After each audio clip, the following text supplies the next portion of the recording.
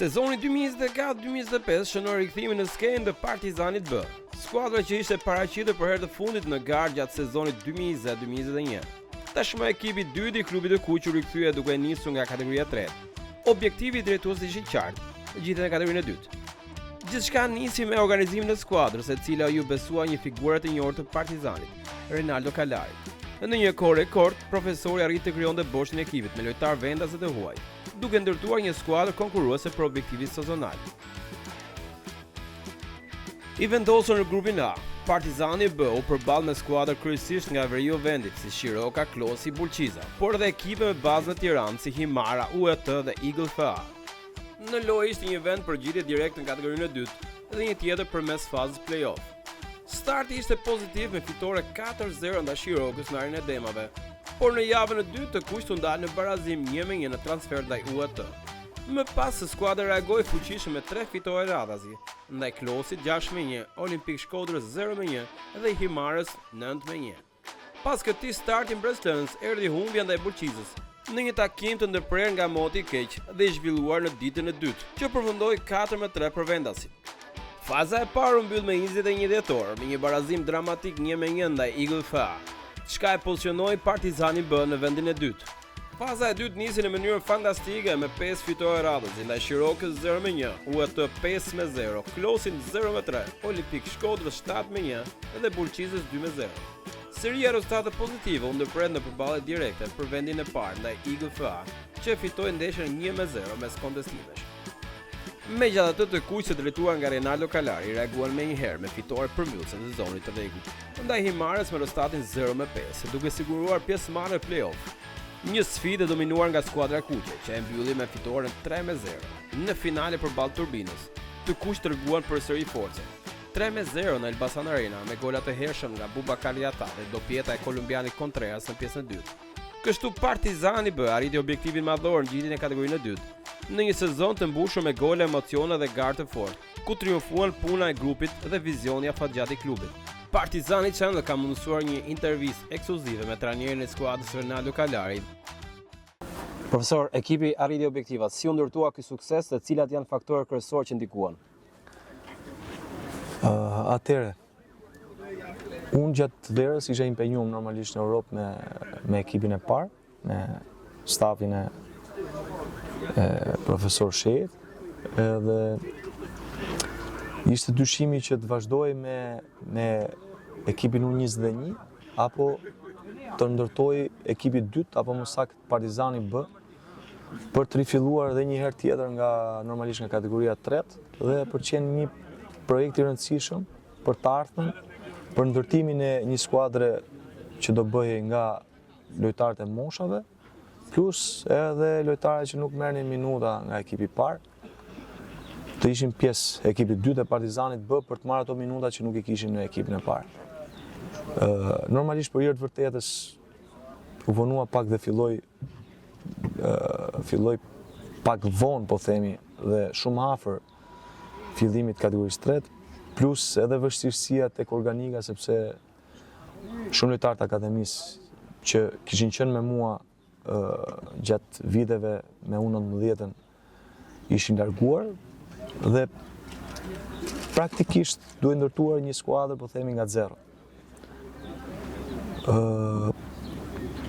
U diskutua me profesor Gencin, me profesor Genc Tomori, në fillim që ato lojtarë që nuk ishin larguar akoma nga klubi Partizanit, po themi, nga U19 që i kishte mbaruar mosha me U19, të ribashkoheshin përsëri për të rifilluar edhe një herë tjetër nga zero projektin Partizani B, që ishte një projekt shumë i rëndësishëm i presidentit Demi.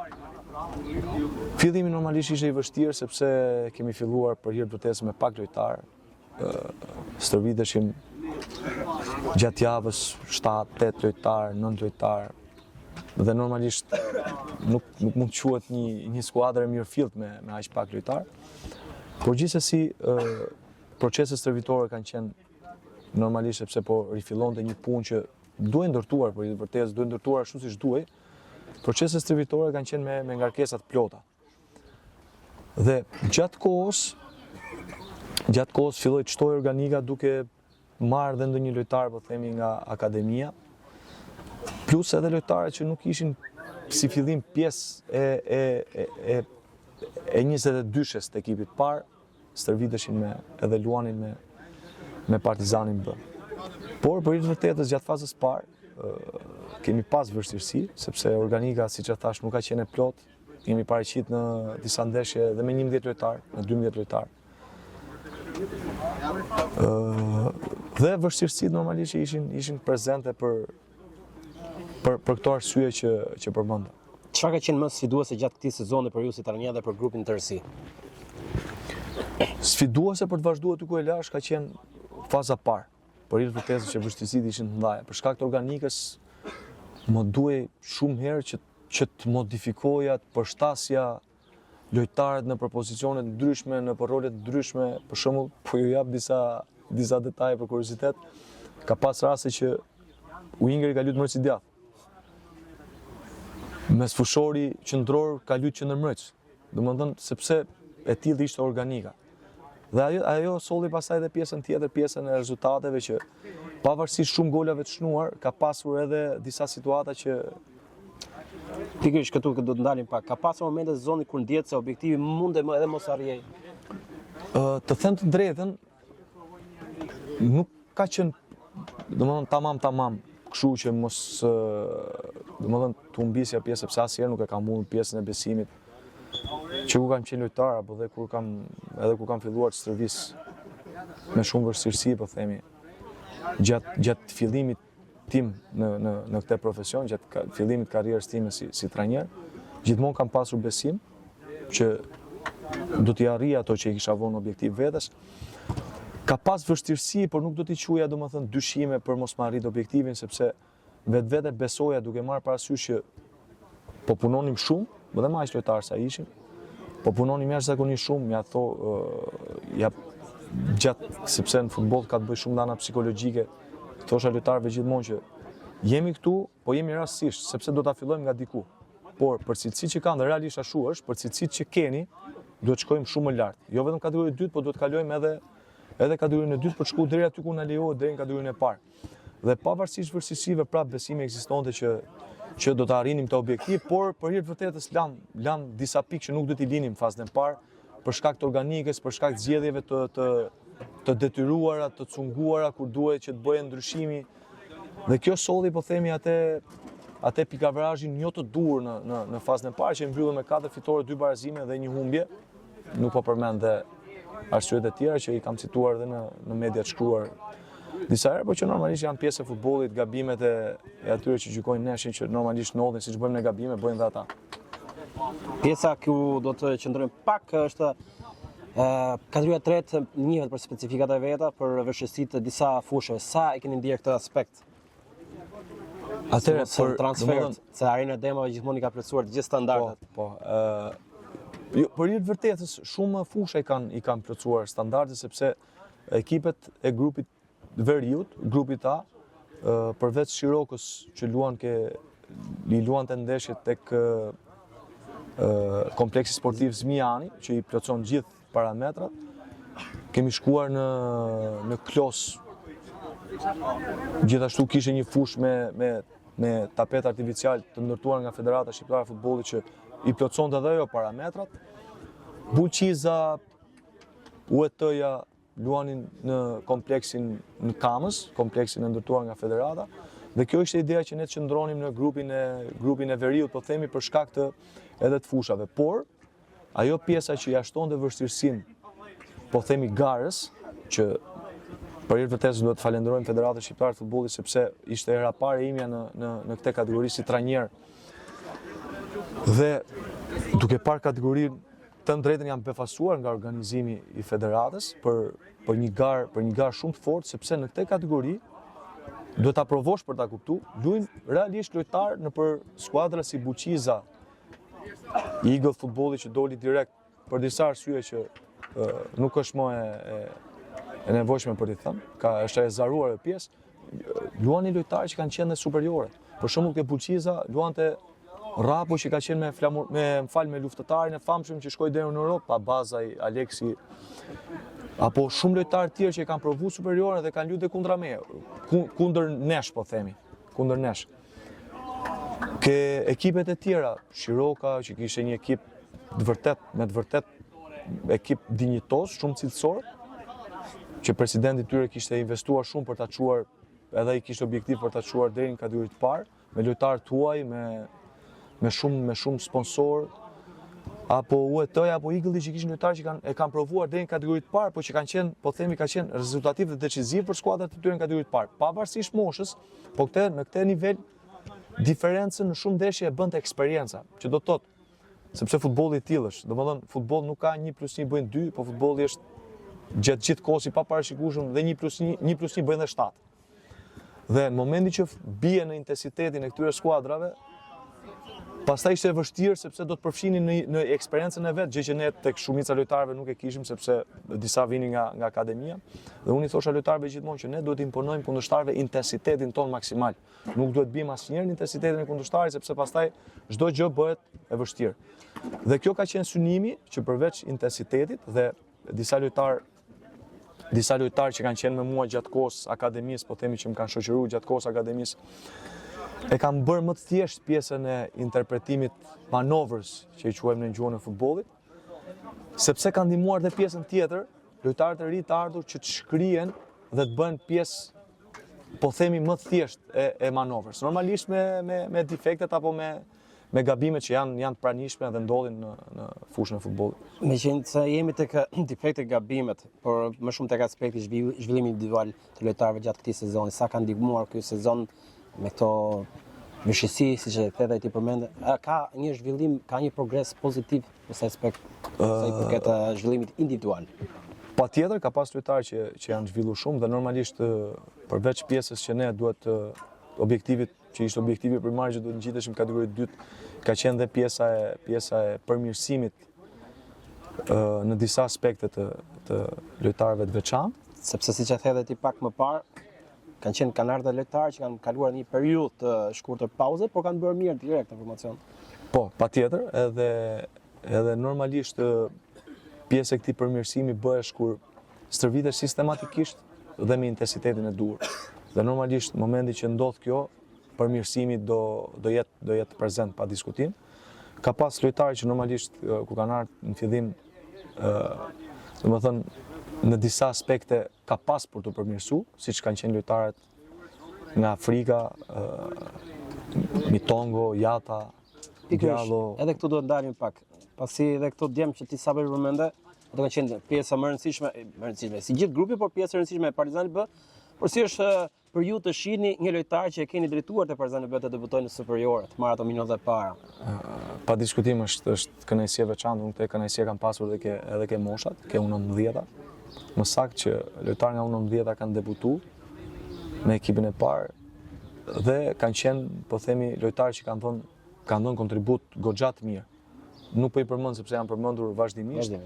Dhe këtë kënaqësi, kjo është kënaqësia më e veçantë për një trajner që punon çdo ditë dhe shikon që frutet e punës vet fillojnë të shfaqen, duke marrë parasysh që disa lojtarë kanë debutuar në ekipin e parë. Mitongo, Jata, Mendu, kanë qenë lojtarë që përmirësimin e kanë pasur të vazhdueshëm dhe ka qenë i dukshëm përmirësimi i tyre. Dhe unë mendoj që një të ardhmë më të afër, sidomos Jata dhe Mitongo, ky është mendimi im dhe jam besim plot për këtë pjesë që do jenë pjesë e rëndësishme e këtij klubi. Teksa jemi tek pjesa e lojtarëve që kanë sjellë dhe mbështetje që ka ardhur nga klubi. Si ka qenë mbështetja nga drejtuesi i klubit në këtë kampionat, le të themi, me percepit, me vështirësi, me Atëherë, pa diskutim që mbështetja gjithmonë nga drejtuesi i klubit ka qenë prezente. Në fazën e dytë pastaj u organizu akoma më mirë për shkak sepse duhej patjetër që dilej në kategorinë e dytë dhe u afruan dhe lojtarë që normalisht po themi kishin qenë pjesë e Partizanit kohë përpara, por u riafruan përsëri. Dikush një kohë më të shkurtër kishte qenë pjesë e Partizanit, dikush një kohë më të gjatë. Dhe nga drejtuesit që normalisht nuk ka nevojë për shumë komente sepse është prej vitesh përpara se të vinim ne të gjithë pjesë e Partizanit, është një nga ikonat e Partizanit, që është pjesë e pandashme e historisë Partizanit si lojtar apo dhe si drejtues, është profesor Genci Tomori, që nuk është ndarë, ai nuk ndahet nga asnjë ekip, kushdo që luan, duke filluar që nga U13 dhe deri ke ekipi i parë, shikon gjithmonë që të jetë prezant në ndeshje, por nuk është ndarë asnjëherë ke ndeshjet e B-s. Domethënë në çdo ndeshje, nga ndeshja e parë dhe deri në ndeshjen e fundit, që ishte finalja, po themi finalja e play-offit play-out me Turbinën, ka qenë prezent dhe ka qenë një nga vitet që ai ka qenë më shumë aktiv se çdo herë tjetër, piles po ju themi kuriozitet, nuk e di as vëre, në ndeshjen me Shirokën, ndeshjen e fazës 2, që fituam 1-0 në Shkodër. Nuk e kam parë tjetë ai shumë aktiv sa ka qenë atë ditë me pjesën e mbështetjes ndaj stafit teknik, ndaj meje, ndaj çunave fushën e lojës, dhe atë ditë nuk ka munguar asnjë gjë që ndeshja, sepse normalisht ishte një ndeshje mes dy rivalësh dhe mund të shkonte në një farë, po themi, në një farë tensioni për shkak të vështirësisë në ndeshjes apo për shkak të rivalitetit. Dhe për këtë realisht duhet ta falenderoj të gjithë profesor Genci Tomorin për atë që bën dhe vazhdon të bëj me ekipet e Partizanit. Por ta vazhdoj aty ku e lat me pjesën e lojtarëve, siç e thash, sepse më duhet që t'i përmend gjithë për i vërtetës. Siç e thash, ka pasur shumë lojtarë që kanë dhënë maksimumin, kanë dhënë kontributin e tyre dhe janë shkrirë me skuadrën. Na prisni pak për Ener Kokomani, Marcelo Gjuzin dhe Denis Sulës. Si e kanë mbajtur skuadrën në këmbë në momente më të vështira? Atëherë, për mua, gjithmonë që ku kam qenë lojtar, po dhe siç e thash në këtë profesion që nuk kam shumë që ka filluar, pjesa më e rëndësishme në një skuadre, për mua ka qenë fryma e grupit. Dhe që në fillim që është ndërtuar, kam dashur që lojtarët që po themi të ishin bërthama e kësaj skuadre, të ishin lojtarë që janë rritur ka Akademia Partizanit, sepse ata e ndjen normalisht më shumë fanellën, pjesën e fanellës, por normalisht duke qenë dhe djem shumë të mirë, djem të mrekullueshëm, dhe me impenjim maksimal pa diskutim fushën e lojës, ashtu që thatë ju besnik, sakrificës, gjithçka që kanë e japin në çdo ndeshje, dhe për mua kjo është shumë e rëndësishme sepse kanë qenë shembulli më i mirë për sa i përket pjesës tjetër të grupit apo për sa i përket lojtarëve tuaj, të ardhur nga vende të tjera, sepse kemi një Partizanin përgjithësi ka qenë ashtu gjatë historisë.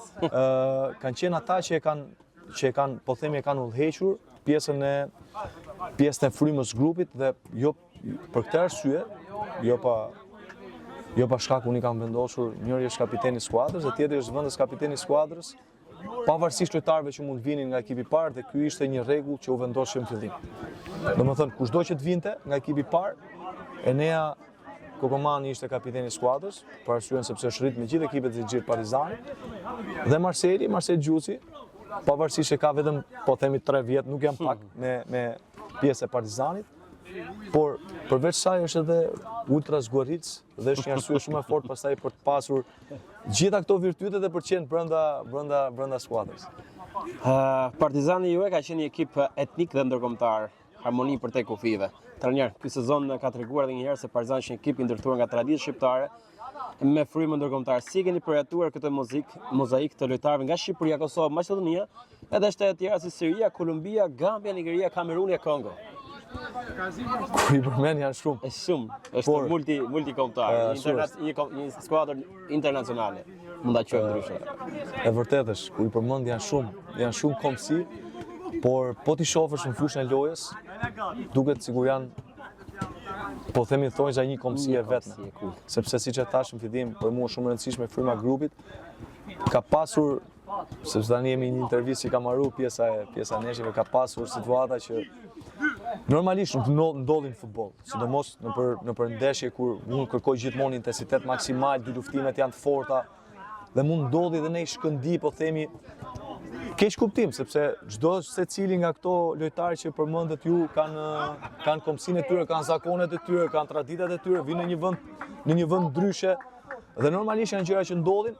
Dhe më është dashur, po themi, na është dashur neve të gjithëve bashkë me lojtarët që janë vendas, janë shqiptar, apo shumë e rëndësishme pjesa e lojtarëve që janë rritur nga akademia, që të kuptojmë që vetëm nëse do jemi si një trup i vetëm, do kemi mundësinë që të performojmë, të interpretojmë dhe të fitojmë ndeshjet. Ndryshe, nëse dikush do mendoj që unë jam nga X vend, X komsi, Y komsi, atëherë pastaj bëhet shumë e vështirë pjesa e objektiva për t'u arritur. Dhe ka qenë pak i vështirë fillimi derisa ta njohim njëri tjetrin, ta njohim më mirë njëri tjetrin, lojtarët njohin mua, unë ti njoh më mirë lojtarët, apo dha ata të njohin njëri tjetrin që të shkrihen gjithë, por pastaj është bërë thjesht sepse po ta shikoni ata tani janë bërë si vëllezër me njëri tjetrin dhe keq kuptime që mund ndodhin ndonjëherë për shkak të gjuhës, se ndonjëherë na duhet neve stafit që flasim 3 apo 4 gjuhë të ndryshme për të kuptuar atë pjesën që kërkojmë fushën e lojës, nga ana taktike apo strategjisht ndeshjes. Tani është bërë më e thjeshtë dhe është më e thjeshtë edhe vazhdimi edhe për sa i përket pjesës interpretimit ndeshjeve apo strategjive apo manovrës që quhet në gjuhën e futbollit. Profesor, ne me shpresë të madhe do të kemi edhe një intervistë tjetër në prag të sezonit të ri, duke parë se edhe ti ke bërë plane për një skuadër se jo dhe me shumë ndryshime dhe një skuadër më të fortë kompetitive, pa dashur të jodhim le të themi për punën që kanë bërë këto djem, por kategoria 2 ka tjetër specifik, por deri atëherë ne do të kemi kohë për një tjetër intervistë, por për ta mbyllur të kjo pjesë, kam edhe 2 pyetje shumë interesante. Pjesa që kujt do t'ia dedikoni këtë sukses? Ky sukses e para i dedikohet e para falenderoj Zotin që u bë mundur që të arrijej ky objektiv, ky sukses dhe ma ka shprehur dhe personalisht presidenti Demi që është projekt shumë i rëndësishëm i imi dhe po themi sikleti më i madh ishte sikleti sepse unë isha i bindur në aftësitë që kemi të gjithë bashkë që ky objektiv do arrije, por normalisht ekziston sepse po themi pa pjesën e presionit nuk ka futboll. Edhe kur luan futboll, po themi Calcio me shokët, prapë ke edhe pjesën e presionit se do të fitosh gjithmonë. Edhe ky ka qenë vetëm siklet dhe kjo arritje i dedikohet vetëm atij për gjithë atë çfarë bën për klubin Partizani dhe është detyrimi joni që të bëjmë maksimumin për t'i shprehur atij mirënjohje maksimale për vlerësimin që ka për ne dhe për t'i shprehur mirënjohje maksimale për objektivat që ai do të arrijë me klubin Partizani. Fantastike. Partizani Channel ka qenë një pjesë e suksesit duke mbuluar me transmetime, takime, ndeshje brenda dhe jashtë fushë. Sa vlerësoni këtë dhe nëse ka diçka për të nga ana jote për të shtuar atëherë, domethënë ka qenë gjithmonë kënaqësi dhe edhe pjesa e ndeshjeve të transmetuar live apo të hedhur në YouTube edhe nga ju papi për komentet që i bëni ndeshjeve. Ka raste që i shoh ndeshjet edhe nga 4-5 herë. Vetëm nga ajo kënaqësia e madhe që më jep emocioni që ju përçoni me komentimin e ndeshjeve. Edhe me Florin, me përgjegjësin apo drejtorin e Partizani Channel, që është i apasionuar mas gjithë punës me Partizanin, duke qenë të dy bashkë tifos shumë të vjetër të Partizanit, dhe është kënaqësi shumë e madhe për mua, por të lutem, do më lejosh që për shkak sepse kur kam dhënë intervista nëpër media nuk i kam cituar, do më lejosh që t'i shpreh mirënjohje, po themi edhe falënderim, pavarësisht se ajo është puna e tyre, por edhe për shkakun sepse ka pas raste që i kam bërtitur, i kam uluritur, sepse kam dashur që t'japin maksimumin, i kam shtyr deri në maksimum, deri në limite. Gjatë gjithë kohës më duhet që t'i falenderoj lojtarët që nuk i kam përmendur, sepse disa prej tyre nuk i kam përmendur dhe të gjithë kanë dhënë maksimumin, duke filluar që nga po themi Tari që është pjesë e ekipit parë, Endri Almuça, portieri i ardhur fazën e 2 që ka bërë jashtëzakonisht shumë mirë në të gjitha ndeshjet që është aktivizuar. Lojtarët që kanë qenë me mua që nga fillimi, Dawson Hoxha, Kristi Laçka, Gjesi Alini që shnoi 2 golat shumë bukur me ndeshjen e parë me Shirokën. Lojtarë tjerë që për momentin nuk më vjen që t'i përmend, lojtarët e ardhur fazën e 2, Danieli Kalemi, Igli Gjeci që ka qenë pjesë e Partizanit më herët, ka qenë pjesë dhe me mua kur ka qenë Boja në kategorinë e 2, Fernando Ndreja gjithashtu, Maljunuzin që e kam përmendur, Sterling që ka dhënë kontributin e tij të jashtëzakonshëm me shpejtësinë e tij. Këto kanë qenë ato po themi që të më falin ndonjëri që për momentin nuk e përmenda, besoj që mos kem harruar asnjë. Dhe këto kanë qenë pjesë e asaj lokomotive apo vagonat asaj lokomotive që e çon Partizanin në kategorinë 2 dhe shpresoj që të gjithë bashkë dhe me pjesën tjetër pa diskutim që do ketë të tjera objektiva, sepse kategoria 2 është më e fortë dhe pa diskutim që do ketë dhe tjetër organik me mbështetjen e presidentit Deni, të arrijmë suksese të tjera.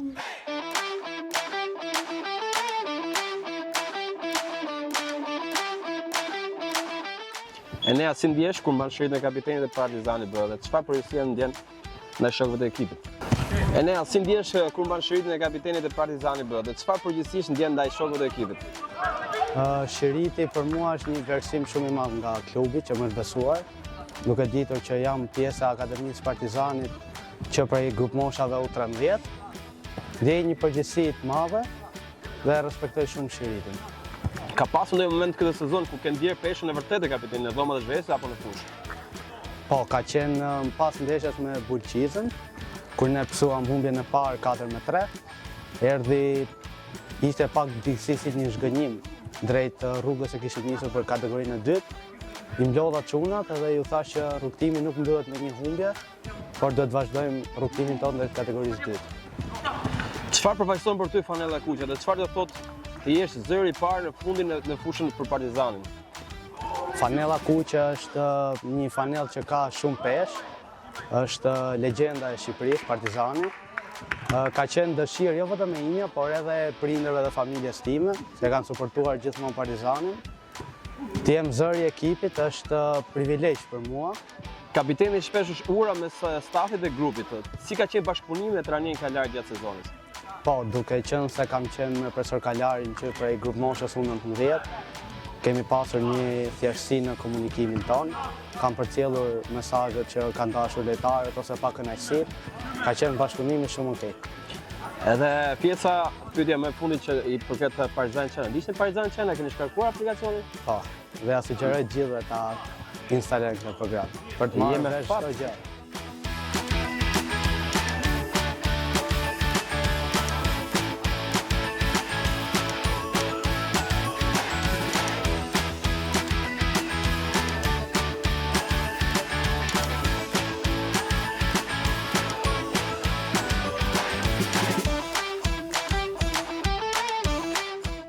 Marcelo, ti ke qenë pjesë e Partizan Channel me një intervistë speciale tek Profil Talentot. Ajo intervistë ishte një moment kënaqësie. Çfarë ka ndryshuar tek ti që prej asaj kohe?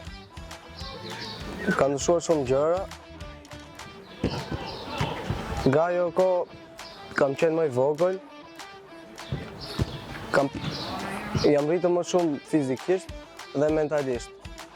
Jam i gatshëm të bëj dhe për nivele më të larta. Ishte një eksperiencë e bukur këtu në kategorinë e tretë. Por faq zotit do ngjitëm kategorinë e dytë. Sa i vështirë ka qenë rrugtimi për të ruajtur vazhdimsinë dhe për të qenë gjithmonë në pikë referimin e krahun e djathtë? Ka qenë shumë e vështirë, por jemi punuar fort dhe kam qenë këtu dhe do jem për Partizanin. Je një nga besnikët e fanellës kuqe. Çfarë do thotë për ty të mbash veshët për kaq kohë në ngjyrat e Partizanit? Është ekip e gjendë, aq. Cila ka qenë ndeshja ku ke ndjer më shumë krenari që je pjesë e Partizanit? Derbi me Tiranën 19. Gjatë këtij sezoni? Gjatë këtij sezoni. Ishte një ndeshje që humbëm me Igosat, por një ndeshje shumë e mirë nga ana ime. Mendoj. E ndjekni Partizani Channel? Patjetër që po. Është kanali më i bukur për klubin e Partizanit.